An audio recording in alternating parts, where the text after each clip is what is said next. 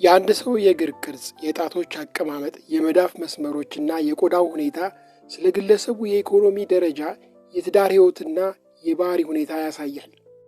ጥንታዊ የሰውነት አካል ቅርጽን በማየት ጠባይን የማወቅና እግርን የማንበብ ጥበብ ፊዚዮግኖሚ እንደሚለው የአንድን ሰው ባህሪ፣ አስተሳሰብ፣ የሥራ ሁኔታና የፍቅር ሕይወት ለማወቅ የእግሮቹን ቅርጽ ማየት ብቻ በቂ ነው ይላል። በዛሬው ቪዲዮ 5 ዋና ዋና አይነት የእግር ጣት ቅርጾች ያላቸውን አስገራሚ ትርጉም እንደሚከተለው አቀርባለሁኝ። አብራችሁኝ ቆዩ። አንደኛ፣ አውራ ጣቱ ረጅም ሆኖ ሌሎች ጣቶቹ በቅደም ተከተል እያነሱ የሚሄዱ ከሆነ ይህ ጣት የግብፃዊ ጣት በመባል ይታወቃል። እነዚህ ሰዎች በሌሎች ላይ የበላይ ለመሆን ይጥራሉ። የሄዱበት ቦታ ሁሉ ሙሉ ክብርና እውቅና እንዲሰጣቸው ይፈልጋሉ። ሁሉም ሰው የእነሱን ትዕዛዝ እንዲያከብር ይመኛሉ። በቤተሰብ ውስጥ፣ በማህበረሰብ ውስጥ ነገሮች እንደ ፍላጎታቸው ካልሆኑ በቀላሉ ይቆጣሉ። በትዳር ሕይወታቸውም ላይ የበላይነታቸውን የማሳየት ዝንባሌ አላቸው። ሌሎችን የመቆጣጠር ባህሪም አላቸው። በውጫዊ ገጽታቸው አብዛኛውን ጊዜ ማራኪ፣ ተግባቢና ግልጽ ሆነው ይታያሉ። ማግኔታዊ ባህሪያቸው ከሰዎች ጋር በቀላሉ ውይይት እንዲጀምሩና እንዲግባቡ ይረዳቸዋል። ሆኖም ይህ ማኅበራዊነታቸው የውጭ ገጽታ ብቻ ሊሆን ይችላል።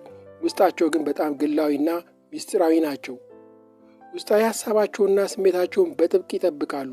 ውስጣቸውን የሚያሳዩት ለሚያምኑት ሰው ብቻ ነው። የዚህ እግር ጣት ቅርጽ ባለቤቶች ስብዕና ውስጥ ጠንካራ ምናባዊነት፣ ራዕይ፣ ሐሳባዊነትና የአፍቃሪነት ዝንባሌ አላቸው። አብዛኛውን ጊዜ ከሩቅ ለሚያያቸው ሀብታምና የተሳካላቸው መስለው ይታያሉ።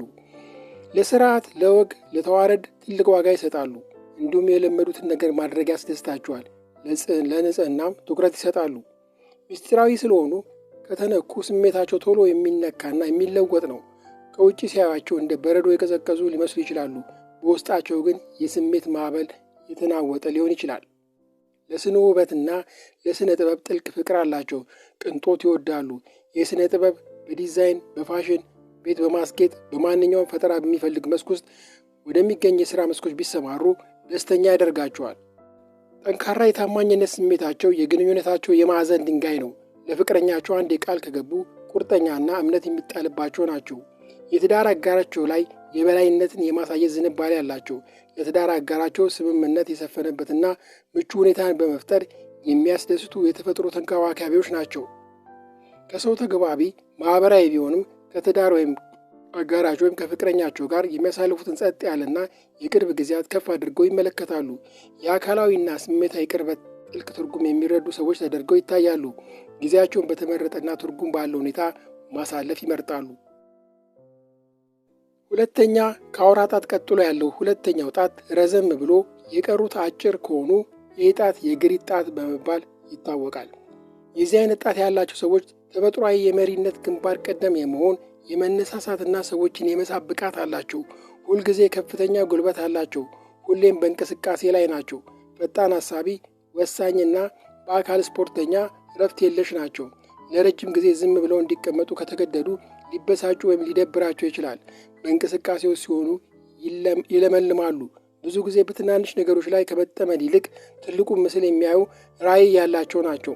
ውበትን የሚያደንቁ፣ ከተለመደው ውጪ የሚስቡ፣ አእምሯቸው ስል እና አሰላሳዮች፣ ተከራካሪዎች፣ ምሁርና ጥበበኞች ናቸው። በምሁራዊ ውይይቶች ማድረግ ይወዳሉ። ጨዋታ አዋቂም ናቸው። የመሪነት ብቃትና ጉልበት አላቸው። ይህ ተሰጧቸው አንዳንዴ ወደ ግትርነትና አለቃ የመሆን ወይም ትዕግስት የማጣት ሊያመራ ይችላል። በግንኙነት ረገድ ጥልቅ ስሜት ያላቸው፣ ፍቅራቸው የበረታ ነው። ሲያፈቅሩ በጥልቀትና በጽኑ ነው።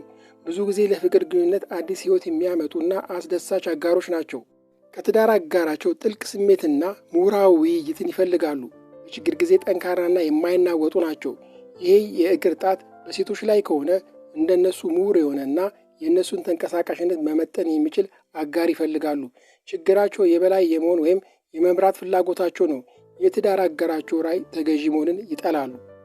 እነዚህ ሰዎች መንፈሳቸው በውድድር የሚመራ ትልቅ ዓላማ ያላቸውና ስኬት ላይ ያተኮሩ ናቸው።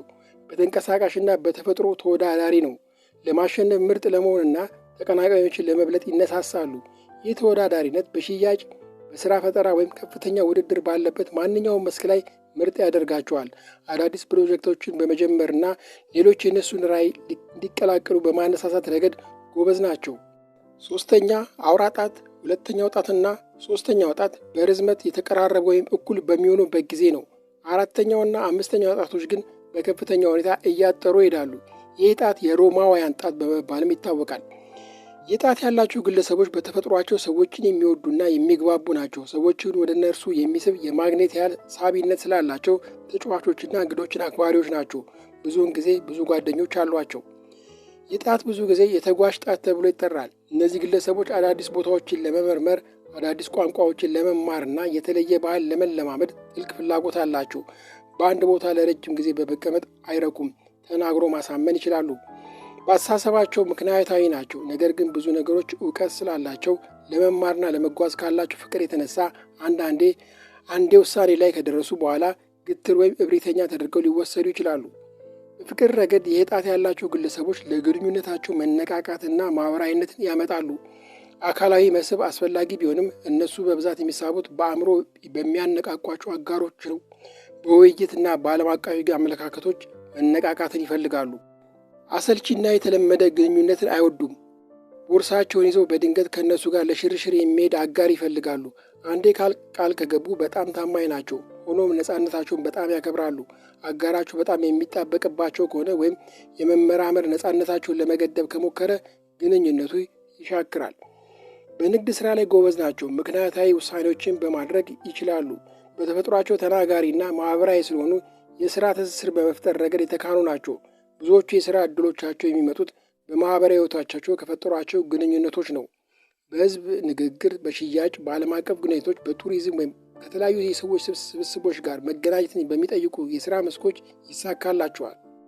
ተገልለው በሚሰሩባቸው የቢሮ ሥራዎችን አይወዱም። ጥሩ ሕይወት ይወዳሉ። ገንዘብ በማግኘት ረገድ ጎበዝ ቢሆኑም ቁሳቁሶችን ከመሰብሰብ ይልቅ በጉዞ በጥሩ ምግብ ላይ ገንዘብ ማውጣት ይቀናቸዋል። አራተኛ አውራ ጣቱ በጣም ትልቅ ወፍራም እና ረጅም ሆኖ ቀሪዎቹ አራቱ ጣቶች ደግሞ አጭርና እኩል የሆኑበት ቅርጽ ነው። የጀርመን የእግር ጣት በመባልም ይታወቃል። ይህ እግር ጣት ያላቸው ሰዎች በአብዛኛው እንደ አለት ጠንካራና አስተማማኝ ናቸው። እነዚህ ሰዎች በቅዠት ወይም በሕልም ዓለም ውስጥ የሚኖሩ አይደሉም። በጣም ተግባራዊ ናቸው። ነገሮችን በምክንያታዊነት ማየት ይመርጣሉ። ለችግሮች ቀጥተኛና የሚሰራ መፍትሄ መፈለግ ይቀናቸዋል። ልክ እንደ ጀርመናውያን የሥራ ባህል እነዚህ ሰዎች ለሥራ ትልቅ ቦታ ይሰጣሉ። ታታሪዎችና የጀመሩትን ሥራ እስከ መጨረሻው የሚያደርሱ ናቸው። የሚሰማቸውና የሚያስቡትን በቀጥታ ይናገራሉ። በቃላቸው የሚቆሙና የሚታመኑ ናቸው። ስሜታቸውን በብዙ አይገልጹም። በውስጣቸው ጥልቅ ስሜት ቢኖራቸውም በውጭ ግን የተረጋጉና ጠንካራ ሆነው ይታያሉ።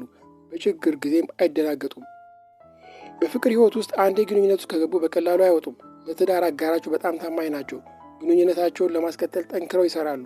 እወድሻለሁ፣ እወድሃለሁ የሚሉ ቃላትን በብዛት አይጠቀሙ ይሆናል። ነገር ግን ፍቅራቸውን በተግባር ያሳያሉ።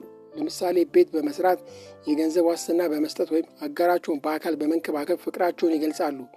ልባቸውን ለመክፈትና ሙሉ ለሙሉ ለመተማመን ጊዜ ይወስዳሉ።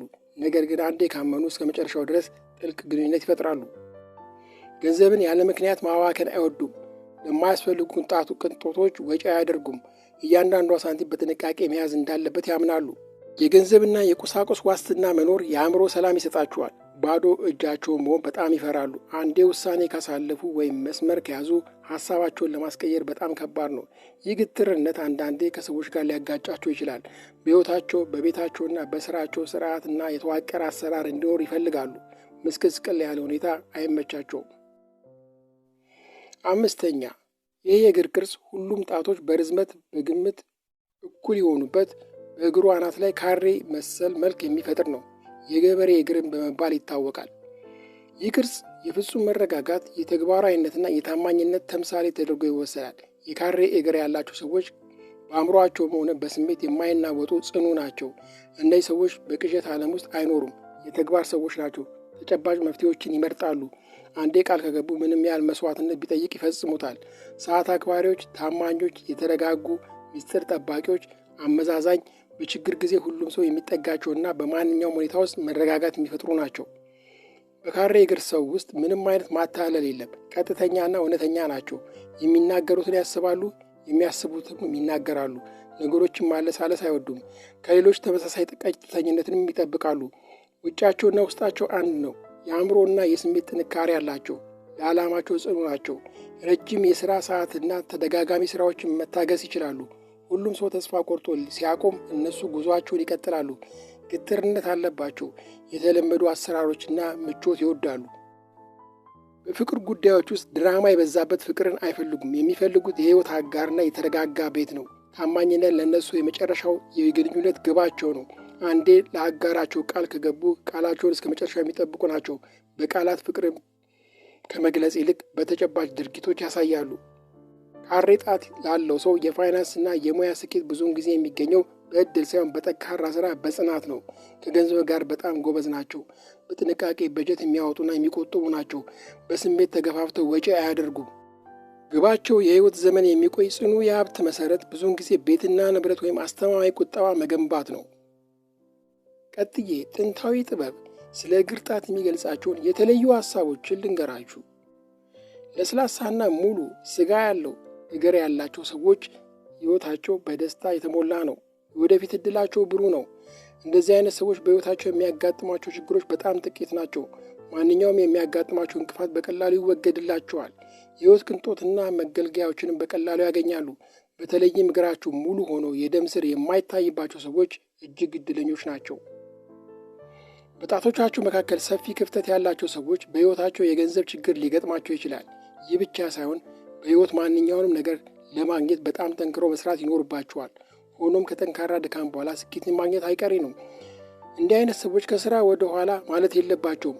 ይልቁንም የሚፈልጉትን ውጤት ለማግኘት ጥረታቸው መቀጠል ይኖርባቸዋል። የእግር ጣቶቻቸው ተቀራራቢና በመካከላቸው ክፍተት የሌለባቸው ሰዎች በጣም እድለኞች ናቸው። እነዚህ ሰዎች በህይወት ሁሉንም አይነት ደስታ ያገኛሉ። ነገር ግን እነዚህ ሰዎች የሚያገኙት ደስታ ከሚያደርጉት ጥረትና ልፋት ጋር በቀጥታ የተያዘ መሆኑን ማወቅ ይኖርባቸዋል።